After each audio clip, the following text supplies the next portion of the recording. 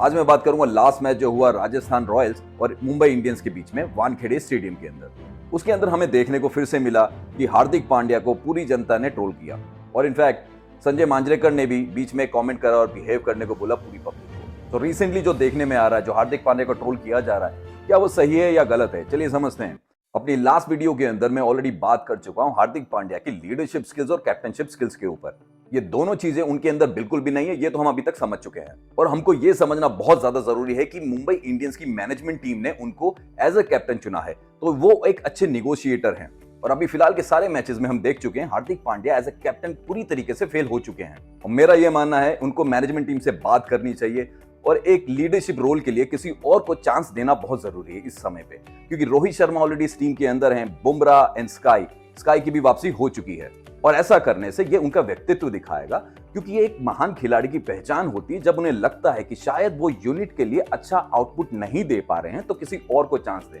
चलिए इसको एक एग्जांपल से समझते हैं। सचिन तेंदुलकर, उनको भी कैप्टनशिप ऑफर करी गई थी और थोड़े समय बाद उनको रियलाइज हो गया कि जो उनकी कोर कॉम्पिटेंसी है यानी उनकी बैटिंग, वो इंपैक्ट हो रही है बिकॉज ऑफ कैप्टनशिप।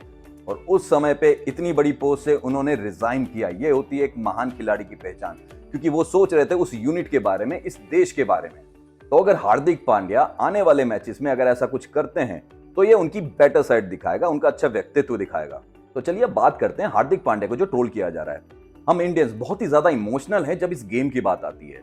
पास्ट में सचिन तेंदुलकर, सौरव गांगुली, महेंद्र सिंह धोनी तक के हमने पुतले जला दिए और अब यह आलम है कि हम उन्हें देवता की तरह पूछते हैं। तो उस समय पे करी गई चीजें आज उन लोगों को कितना दुख पहुंचाती होगी कि इस लेवल के खिलाड़ी के लिए हमने क्या क्या किया। और यह समझना बहुत जरूरी है, जब हम नेशनल लेवल के प्लेयर्स के साथ ऐसी चीजें करते हैं तो उनके परिवार वालों के ऊपर क्या गुजर रही होती है। क्योंकि नेशनल प्लेयर जब बनता है उसके पीछे की जो 10-12 साल की जो मेहनत होती है वो किसी को नहीं दिखती है कि वो किन किन चीजों से निकल कर आया है, तब इस लेवल पे खेल रहा है। और इस लेवल पे खेलने के लिए वो जब 8-10 साल के होते हैं तब से मेहनत करना शुरू कर चुके होते हैं। हम सब में से काफी लोगों ने स्टेटमेंट सुनी होगी सचिन की जब वो रिटायर हो रहे थे। उन्होंने ये बोला था कि हम इसी चीज के लिए जीते हैं, जब पब्लिक उनका नाम लेती थी सचिन सचिन। और उन्होंने ये भी मेंशन करा कि जब नेशनल एंथम होता था हर मैच से पहले तो उनको गूज बम्स होते थे, उनके रोंगटे खड़े होते। तो इस लेवल का उनका इमोशंस होता है इस गेम के साथ, इस देश के साथ। तो क्या ये चीजें करना सही है? जो चीजें आजकल बोली जा रही हैं, नीम का पत्ता कड़वा है, Hardik Pandya and all that, क्यों हम किसी की माँ, बहन, भाई, बाप के ऊपर जा रहे हैं?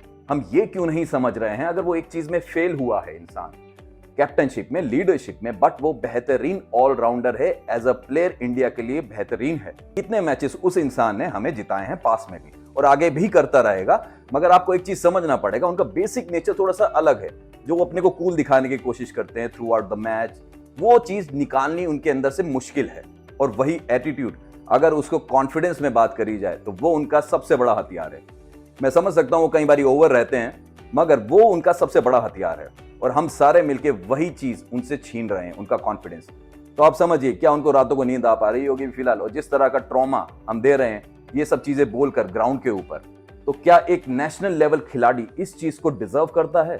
तो आप बिल्कुल सवाल कीजिए। अगर कुछ गलत होता है, जैसे मैंने खुद बोला आपको कि कैप्टनशिप और लीडरशिप में वो फेल हुए हैं, मगर वो ऑलराउंडर अभी तक के वन ऑफ द बेस्ट हैं इंडियन टीम के लिए। और आने वाले टूर्नामेंट्स के अंदर हर कैप्टन को उनकी जरूरत पड़ेगी। और गाइस, जैसे मैंने कहा, मिनिमम 10 से 12 साल की कड़ी मेहनत के बाद इस लेवल तक पहुंच पाते हैं और 140 करोड़ के लोगों में से सिर्फ 30 लोग इस कैंप तक पहुंचते हैं। तो समझिए किस तरह की मेहनत उन्होंने करी होगी। और जैसे मैंने आपको कहा कि उनका सबसे बड़ा हथियार है कॉन्फिडेंस उनका, और यहां पर हम सारे मिलके उस कॉन्फिडेंस को मारे जा रहे हैं लगातार हर मैच के अंदर। तो मेरी आप लोगों से गुजारिश है, नेक्स्ट मैच में उनको कॉन्फिडेंस से भरिए। ईस्ट और west, Hardik Pandya is the best. थोड़ा बोलिए, थोड़ा मोटिवेट कीजिए उनको एज अ प्लेयर, क्योंकि हमें उनकी बहुत ज्यादा जरूरत है आने वाले टूर्नामेंट में। और हर कैप्टन चाहेगा कि हार्दिक पांड्या आने वाले टूर्नामेंट्स में उनकी स्क्वाड के अंदर हों। चलिए जल्दी मिलते हैं नेक्स्ट वीडियो में। Good luck and take care.